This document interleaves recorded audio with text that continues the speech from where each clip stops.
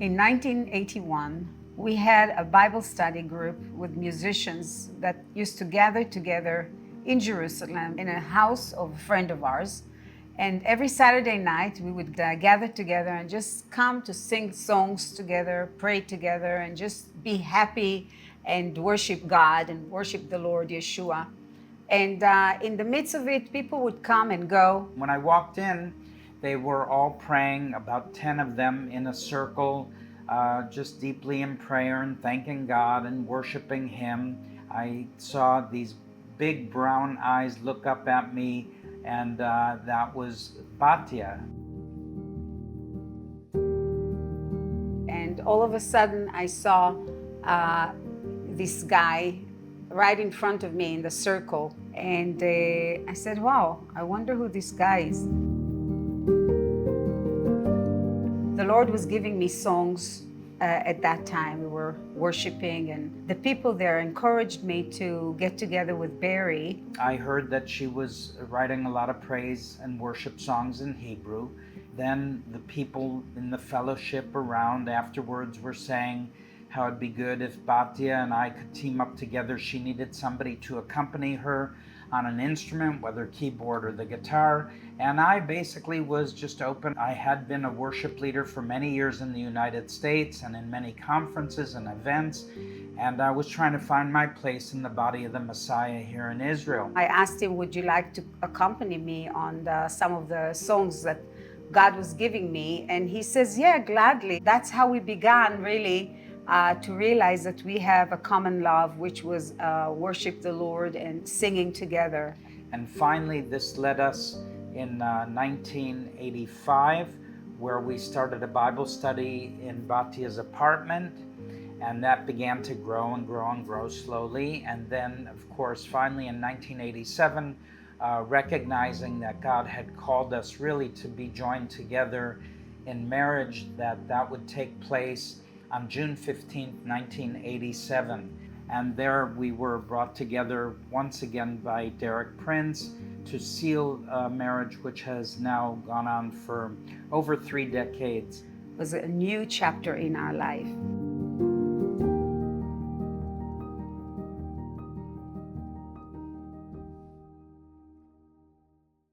In 1991, Israel was facing a very difficult threat from Saddam Hussein and the Iraqi forces. 2 of our 3 children were alive at that point.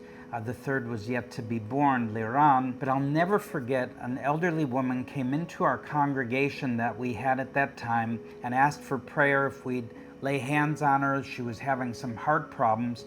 And as we did and prayed for her, she began to kind of gyrate like a rocket. And she began to prophesy. And she literally spoke these words from the book and the prophet Isaiah. In Isaiah chapter 54, verses 2 and 3, it says, "Enlarge the place of your tent, and let them stretch out the curtains of your dwellings. Do not spare, and lengthen your cords, and strengthen your stakes. For you shall expand to the right and to the left, and your descendants will inherit the nations and make the desolate cities inhabited." Finally, in 1993, the Lord kept speaking to me almost on a daily basis, reminding me of the story of Joseph and Pharaoh, and how Pharaoh had received a dream, and Joseph would be the only wise man amongst the Hebrews who could interpret that dream, which was, in short, paraphrased, that there would be 7 years of plenty followed by 7 years of famine. And I felt like the Lord was saying, I'm calling you to be like Joseph's. And then the Lord began to speak to my heart and say from Proverbs chapter 29, verse 18, "Without a vision, the people perish." So suddenly was birthed within our hearts the work and the ministry called Vision for Israel. And we made a decision that we would dedicate ourselves to the physical and the spiritual restoration of the people in the land of Israel. We started helping a lot of the new immigrants that were coming. There was a flood of people coming from Russia, from Europe, from Latin America. And it was just amazing to see how many people were coming. to the land, and we felt like we needed to be giving help and giving aid to those people. So on February 25th, 1996, after other terror attacks, when we landed from a ministry and worship tour to South Africa, we got into the taxi, and of course, he turned on the news. And as we were coming back in the taxi, we heard the news about a bus explosion. There was a suicide bomber that killed many Israelis and injured many more. And we knew that that was the bus line that our daughter would take to go back to the army. And we were very worried. We came home, and we knew that evening when we watched the news that we have to do something to help those terror victims.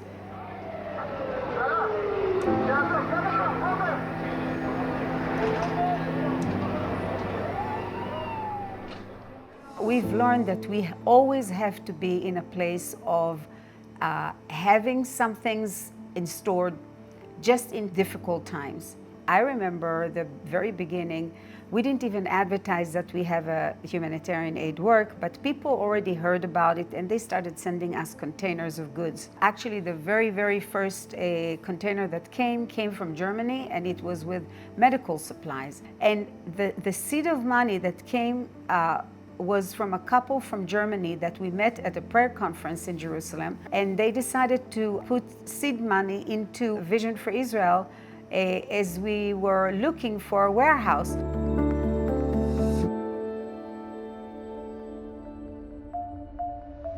And I remember that I invited them for Shabbat dinner, and they said, you know, if God called you to find a place, let's go tomorrow and knock at people's places and find out if there are storehouses for rent. And we went next door to another village not so far from where we live, and we started literally knocking at the doors, and finally somebody was pointing into a building up in the hill, and he said, this place is for rent, you can go and talk to the landlord. And we went there, and of course the landlord signed a contract with us, and that's how we began with work of Vision for Israel and the Joseph Storehouse in the hills of Jerusalem.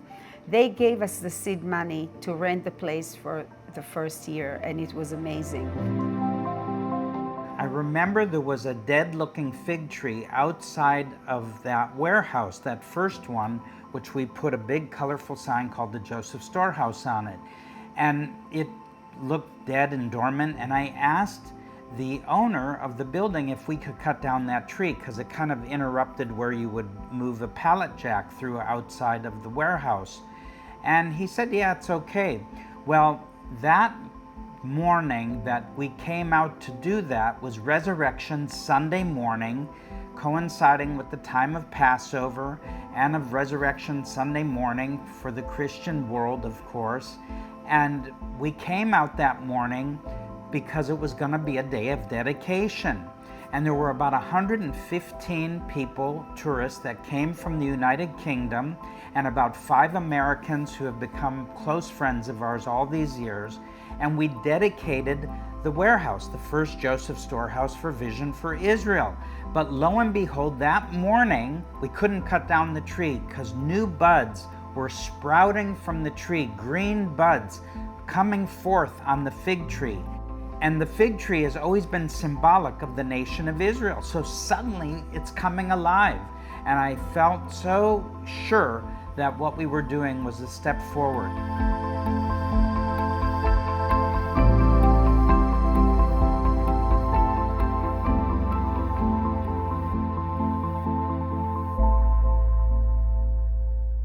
The amazing thing was that it wasn't just the work of Barry and Batia, it was the work of many churches and Jewish people and non-Jewish people that wanted to come to Israel and serve and give something of themselves. So we started having volunteers coming, and those volunteers were like the oxygen of the ministry, of the work, of the charity, because without them we couldn't have done what we did. And the amazing thing was that we had doctors, we had nurses, we had students that would come, and they would give at least a year to come and serve us. It was like a family. And those volunteers were the people that actually made it happen. They organized the warehouse in an amazing way. The first few months took us to just gather the stuff that would come, and we would categorize them, inventory them, and then we would call in different recipients to come and pick up the gifts, the donations. Those volunteers were really like, they came to give their life and their time and their efforts to make this beautiful warehouse where everything was collected and organized and inventoried in the computer. And the nice thing is that God blessed them in return. And we had so many couples, so many marriages that took place, and we even have stuff that two ladies I remember that came and they couldn't bear children, and one after the other they were getting pregnant and they got children after like waiting for 10 years. So it was like just amazing to see God's abundant blessing. I look at volunteers as the engine that is like moving forward and helping us to prepare, because you need hands. Without hands and without people, it is very hard to reach out and to do what we need to do, because we're trying to reach many, many people. Some of the expressions of the people coming, sometimes, as Barry was mentioning, we have tour groups that are coming and they want to give us a whole day, sometimes 2 days of they say this is the highlight for them. They said this is the highlight of their trip because they feel like they have left something, they invested something in the land of Israel with the people of Israel. And this is like their expression of saying, I want to bless the people of Israel, and here I am to give. So we always welcome tour groups. We always welcome volunteers that are coming for shorter terms, longer terms. Yeah, it's wonderful. It's wonderful. And I remember around the year 2000, we had a visitor, a very important visitor that came to visit us. And he was one of the key leaders in government for welfare. And he was just so impressed. He said, the minute he walked into our warehouse, I get goosebumps coming into your place. There's something very special and unique in your place. And I remember asking him before he left, he was standing at the door, and I asked him, what would be a big project that you think we can do for the children? Because we really had the children at risk in our hearts. And he said, why don't you do a project that you are blessing children in Israel with school bags? And then he started sharing, and he said, a lot of children are going to school from poor homes. They don't have new school bags, and they are sometimes ashamed to even go to the school because they feel like they're deprived, that they're not like the other kids. So here we come. I said, well, Barry and I just said, we agreed immediately, we're going to do something about that. And that's how we began the Back to School program.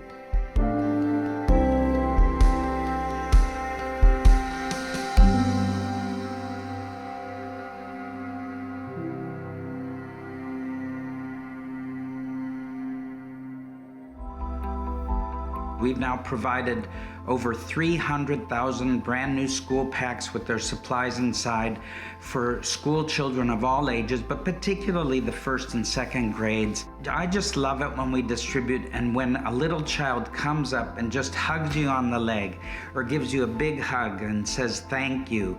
And sometimes they may even have a runny nose. I think it's like one of the cutest things. It melts my heart so much. And I'm going, wow, I hope that when they grow up to be an adult and maybe they've been through the army and university and they have a profession, maybe that memory will stay with them for all those years and decades. And one particular event that we host every year is during the reading of the book of Esther. It's a holiday called Purim, a Jewish holiday.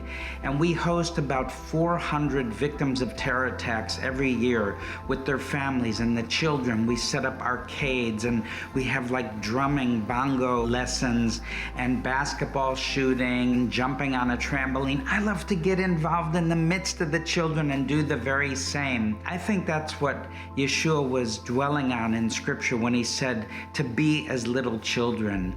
And he said also in Matthew chapter 25, we read in the Gospels that when you've done it to the least of these my brethren, you've done it unto me.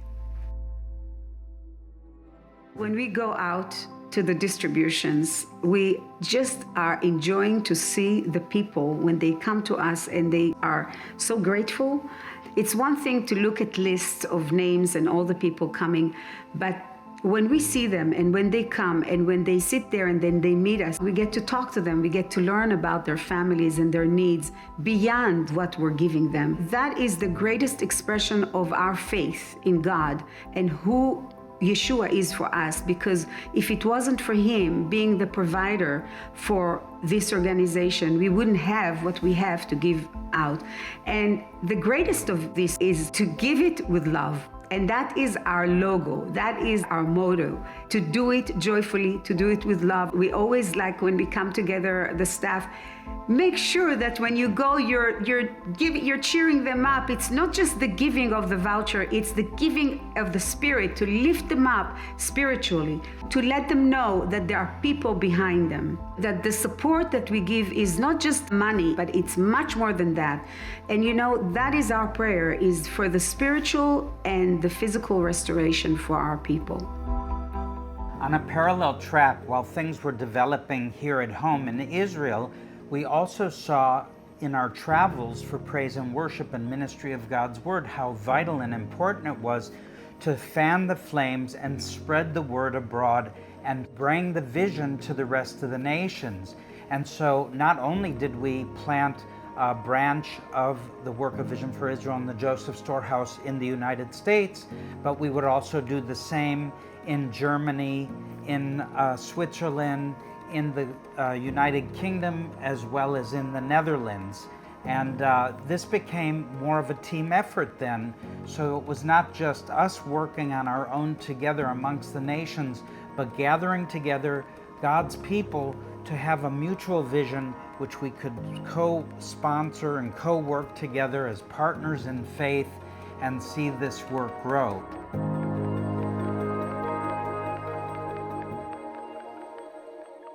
We started a process of purchasing land in the area where we were working and operating. We started a process and we purchased the land, and we were going on with the process with the lady that we were purchasing from, and we asked her if she can tell the people that were renting in the property there where we were thinking of building, if she can ask them to move so we can put like a fence around it and start, doing some plans. And she came back to us and she said, no, they're really bullying me and they're not willing to move out of the place. So we began to argue and to have this conversation, asking her, well, we gave you the money, we purchased the land, it's our right to have this place cleared out of other people because this is the land that we're purchasing from you. And well, it went on and she couldn't get the people off the land, and we were stuck with the contract that was like, well, we bought the land, but we can't use it. We ended up in court, and the judge and the court decided that this lady will give us back the money and that there will be no deal, and that deal is over, it's canceled. In one hand, at that point, I was a little bit discouraged because I said, well, where are we going to go from there? I gave it to the Lord and we prayed and we said, okay, God, if this door is closed, we're sure you're going to open up another door. And about a year later, we felt very strongly a calling to come and move into this area where we are now in Modi'in, and in a very specific street that we really believed that God wanted us to be. And when we spoke to a real estate guy, and we said, this is where we believe we need to be. And he says, oh, you can forget about it. There is nothing here for sale, and there will not be anything for sale here. And we kept coming because we saw all these empty fields and empty properties, and we said, no, God told us we're going to have a place here. And he kept taking us to another area, and we said, no, this is where we need to be. A year passed, and we're getting finally a phone call from him. And he said the company that owned like 7 pieces of land in the area where you wanted are selling now, and it's selling very quickly. And within 1 hour, we called the company and we were ready to sign the contract. We signed a memorandum, and after we signed the memorandum, we were waiting for the contract. It was a Thursday, and we had to run for some kind of event, important event for our son, and so we couldn't finalize the deal. And they said, everything will wait for us for Sunday morning. So we called them Sunday morning, and we found out that they sold our property, the one that they gave us, and it was the last piece of property. They sold it for somebody else. We couldn't believe it, but because we had a memorandum with them, we had the two legal departments, our legal department and their legal department, talk to each other, and finally they said, look, there's one piece of property that we didn't want to sell because we want to keep it for ourselves, that company. And they said, because we made the mistake and it's our fault, we're going to give it to you. And it's a bigger land and it's a bigger property, and we're going to give it to you for less money because we made a very big mistake. So finally, the contract was signed for the deed on July 4th, the United States of America Independence Day in the year 2009. So as I was out in Hong Kong sharing about humanitarian aid at a large conference, Batia was back in Israel signing the deed which would seal the contract. And I'll never forget, one of the couples that had come to volunteer at the older warehouses, actually they slept in a camper for some time, they came back to Israel with a real pearl, and they came to the property that we had purchased. It was just filled with briars and stones and rubbish and all that, hadn't been cleared at all. And they said, this is a pearl of great price. You need to bury this on the property. And so we would dig a place and bury that pearl, and I can tell you, we've never found it ever since.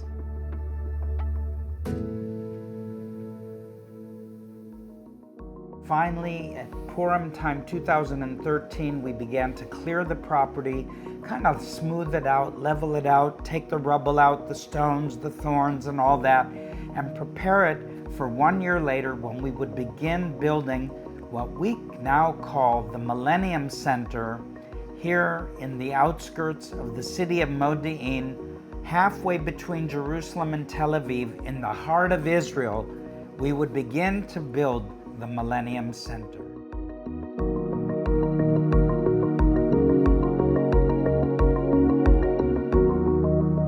We began the process of building in March of 2014, and we finally completed the building and construction and dedicated this place in March of 2018. And one of the other amazing aspects was during the construction period, about 6 meters down to the bedrock, we planted 24 Bibles in 24 languages before pouring the concrete. So literally, the Millennium Center of Vision for Israel is built on the Word of God. And I think it's just amazing, because when we would move in, we would owe no man, no woman, no bank any money at any time other than the bills to operate and function as a new facility. And so we can definitely give God all the glory for this place.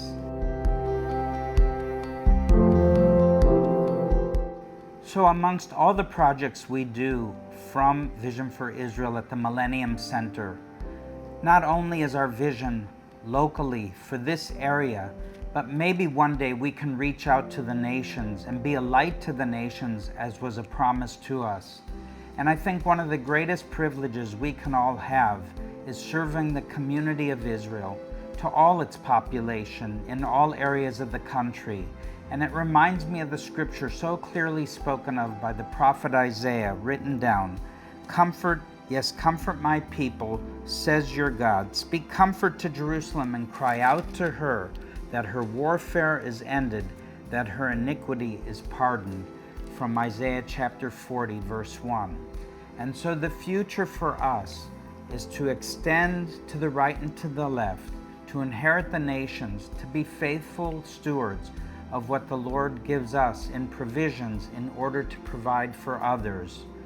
You know, I'll never forget two significant words of the Lord that were given to me on a personal basis by my spiritual mentor, Derek Prince, and that was, be faithful in little and you'll be found faithful in much. Be faithful in another man's and you'll be found faithful in your own. And so God has entrusted to Batia and I a ministry, a work of His heart, His love, that we want to be faithful in order to see this grow not only in this generation but for future generations. There's much work to be done, and we plan on laying the groundwork and the foundation for others to join with us both now and in the future until He comes. Baruch haba b'shem Adonai. Blessed is he who comes in the name of the Lord.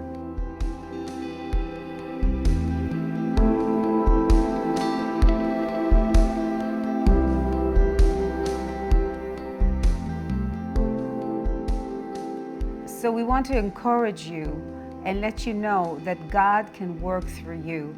Don't ever think that you're too weak or too little or not strong enough to stand on your feet and bring your vision into life.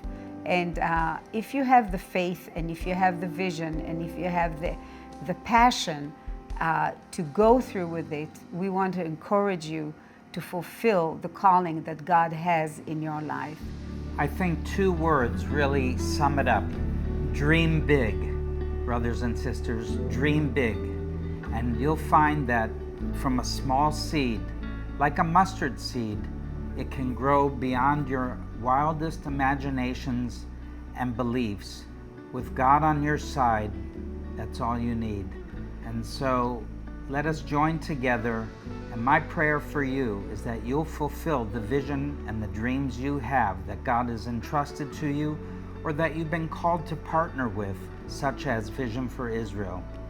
The amazing thing is that through all these 30 years, I've struggled with 3 times cancer, and I survived it. And the words that kept coming into me from the Lord was that He has not finished with me, and He has a great calling in my life.